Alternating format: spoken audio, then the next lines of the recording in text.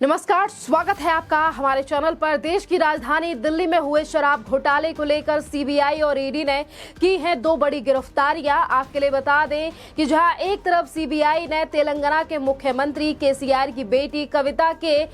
पूर्व chartered accountant को किया है शराब घोटाले से संबंधित मामले में गिरफ्तार, तो वहीं दूसरी तरफ दिल्ली में ईडी ने आम आदमी पार्टी के करीबी गौतम मल्होत्रा को किया है गिरफ्तार। आपके लिए बता दें कि जहां एक तरफ सीबीआई की ये जो बड़ी कार्रवाई है, केसीआर की बेटी के पूर्व चार्टर्ड अकाउंटेंट को कोर्ट में आज पेश किया जाएगा, क्योंकि कल ही गिरफ्तारी सीबीआई ने की थी बुच्ची बाबू गोरंटला की, जो कि केसीआर की बेटी के पूर्व चार्टर्ड अकाउंटेंट है। और इनके ऊपर आरोप है कि उन्होंने तमाम जो कथित यानी कि शराब दिल्ली में आबकारी नीति को बनाने में कथित भूमिका रही है। कविता के एक्स जो कि चार्टर्ड अकाउंट हैं और सीए पर लगे हैं आरोप कि उन्होंने हैदराबाद में कई लाइसेंस धारियों को गलत तरीके से फायदा पहुंचाया है, और इसीलिए कल सीबीआई ने इनकी गिरफ्तारी जो है वो की थी। इस पूरे मामले पर भी हम अच्छी तरीके से बात करेंगे, विस्तार से बात करेंगे, पर पहले हम इस पहरे पर भी बात कर लेते हैं कि जिस गौतम मल्होत्रा की गिरफ्तारी आज ईडी ने की है, ये भी एक बड़ी गिरफ्तारी है, क्योंकि गौतम मल्होत्रा आम आदमी पार्टी के काफी ज्यादा करीबी हैं और एक बड़े बिजनेसमैन हैं, और इन्हें भी आज ईडी की तरफ से राउज एवेन्यू कोर्ट में पेश किया जाएगा और हिरासत की मांग की जाएगी ईडी की तरफ से। आपके लिए बता दें कि आज जो गौतम मल्होत्रा की गिरफ्तारी ईडी के द्वारा की गई है, ये शराब घोटाले में अब तक की 7वीं गिरफ्तारी है, क्योंकि इससे पहले भी कई बड़े बिजनेसमैन को ईडी की तरफ से गिरफ्तार किया गया है, और इस मामले में कई जो ऐसे आरोपी हैं और जिनकी गिरफ्तारी शराब घोटाले में की गई है, वो जेल में भी मौजूद है, जेल में पड़े हुए हैं, जिसमें से एक नायर का भी नाम है। ईडी ने इस पूरे मामले में 2 चार्जशीट दाखिल की हैं और वे मामले दूसरी पूर्व चार्जशीट के दायर करने की प्रक्रिया में है, यानी कि एक चार्जशीट दाखिल हो चुकी है और दूसरी चार्जशीट जो है वो बनाकर तैयार कर ली गई है ईडी की तरफ से। दिल्ली में हुए शराब घोटाले को लेकर आम आदमी पार्टी लगातार बड़े बड़े दावे करती है और कहती है कि बीजेपी के द्वारा ये प्रोपेगेंडा चलाया जा रहा है, उनके खिलाफ साजिश की जा रही है। पर जिस तरीके से अब तेलंगाना के मुख्यमंत्री के बेटे की पूर्व जो चार्टर्ड अकाउंटेंट है, इनकी गिरफ्तारी हुई है, इनके ऊपर कथित आरोप लगे हैं। दरअसल मामला ये है कि कल बुच्ची बाबू गोरंटला को सीबीआई की तरफ से पूछताछ के लिए कल शाम को बुलाया गया था। सीबीआई की तरफ से गिरफ्तारी तब की गई जब बुच्ची बाबू गोरंटला की तरफ से तमाम सवाल जो ये सीबीआई की तरफ से पूछे गए, उनके सवालों के जवाब जो है वो नहीं दिए गए और टालम टोली जो है वो करते हुए बुच्ची बाबू नजर आए, जिसके बाद सीबीआई ने इनकी गिरफ्तारी की और आरोप लगाया कि ये जो जांच में सहयोग नहीं कर रहे हैं और जो सवाल पूछे गए उनके जवाबों में भी काफी ज्यादा कॉन्ट्रोडिक्शन जो है वो दिखाई दिया, और यही एक बड़ा मामला है जिसकी वजह से सीबीआई ने बुच्ची बाबू गोरंटला को गिरफ्तार किया है और आज इन्हें कोर्ट में पेश किया जाएगा। मामले की अगर हम बात करें तो ये पहली बार नहीं है कि आज दिल्ली में हुए शराब घोटाले की आंच जो है वो तेलंगाना या फिर तेलंगाना के मुख्यमंत्री केसीआर की बेटी तक पहुंची है, क्योंकि 11 दिसंबर को उनसे भी सीबीआई के द्वारा पूछताछ की गई थी, जिनका नाम कविता है, यानी कि केसीआर की बेटी हैं, और उनसे पूछताछ की गई थी इस पूरे मामले को लेकर, जिसके बाद ये तक कहा गया था कि भारतीय जनता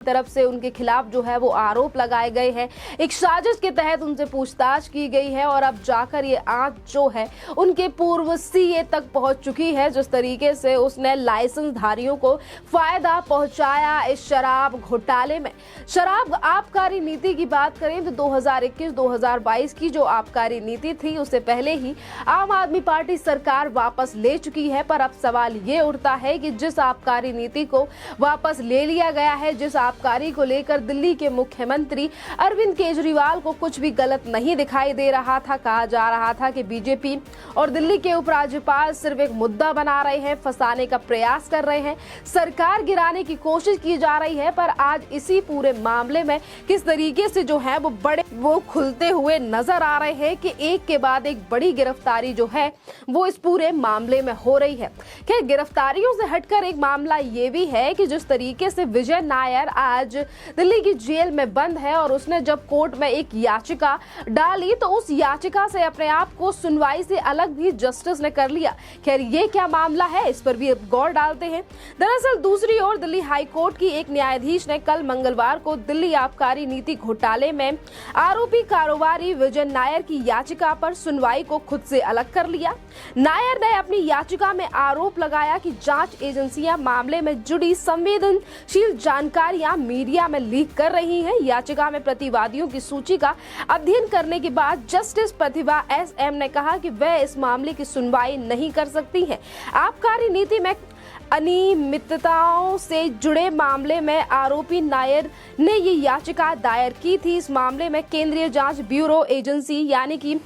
CBI और ED की द्वारा जांच की जा रही है। नायर ने नवंबर 2022 में अदालत में अर्जी देकर कहा था कि एजेंसियों द्वारा मामले से जुड़ी संवेदनशील सूचियां जानकारियां मीडिया में लीक की जा रही है, जिनका आरोपी तौर पर उनके अधिकारों का प्रतिकूलन प्रभाव पड़ रहा है। और आज एक तरफ जहां विजय नायर की मुश्किलें लगातार बढ़ रही हैं, जस्टिस ने अपने आप को इस पूरे मामले पर सुनवाई करने से मना कर लिया है, तो वहीं कई महीनों से जेल में बंद है विजय नायर, जो कि काफी ज्यादा करीबी है दिल्ली के मुख्यमंत्री अरविंद केजरीवाल और मनीष सिसोदिया का।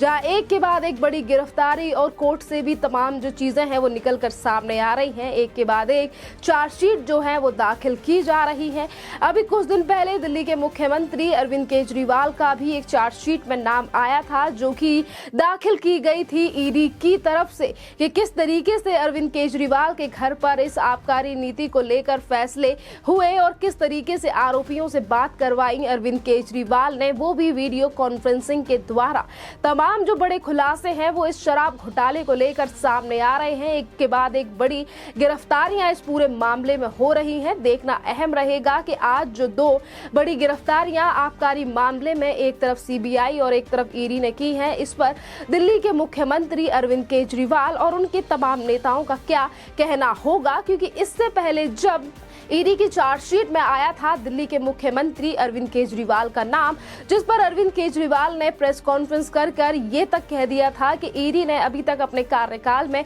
5000 से ज्यादा जो है वो चार्जशीट दाखिल की हैं और किसी पर भी अभी तक बड़ी जो सजा है वो नहीं मिल पाई है। ED सिर्फ खरीदने फरोख्तने का और सरकार गिराने का काम करती है। केंद्र सरकार के अंडर चल रही हैं ये एजेंसियां। इस तरीके से आरोप जो है वो भी दिल्ली के मुख्यमंत्री अरविंद केजरीवाल की तरफ से लगाए गए थे। पर एक तरफ आम आदमी पार्टी सरकार अपने आप को आबकारी नीति में हुए 100 करोड़ से ज्यादा घोटाले से अलग करती हुई नजर आ रही है, तो वहीं दूसरी तरफ एक के बाद एक बड़े जो खुलासे हैं वो आम आदमी पार्टी के लिए एक बड़े गड्ढे या फिर बड़ी खाई से कम नजर नहीं आ रहे हैं। जिस तरीके से एक के बाद एक बड़ी गिरफ्तारियां और ये बड़ी गिरफ्तारियों के बाद जो ये बड़े बिजनेसमैन हैं जिन्होंने आम आदमी पार्टी के द्वारा और इस आबकारी नीति के चलते करोड़ों रुपए कमाए, करोड़ों का मुनाफा कमाया, आज किस तरीके से अब जो सच्चाई है वो सामने आएगी। क्योंकि जहां एक तरफ CBI गिरफ्तारी कर चुकी है, ED भी 7 से ज्यादा गिरफ्तारी कर चुकी है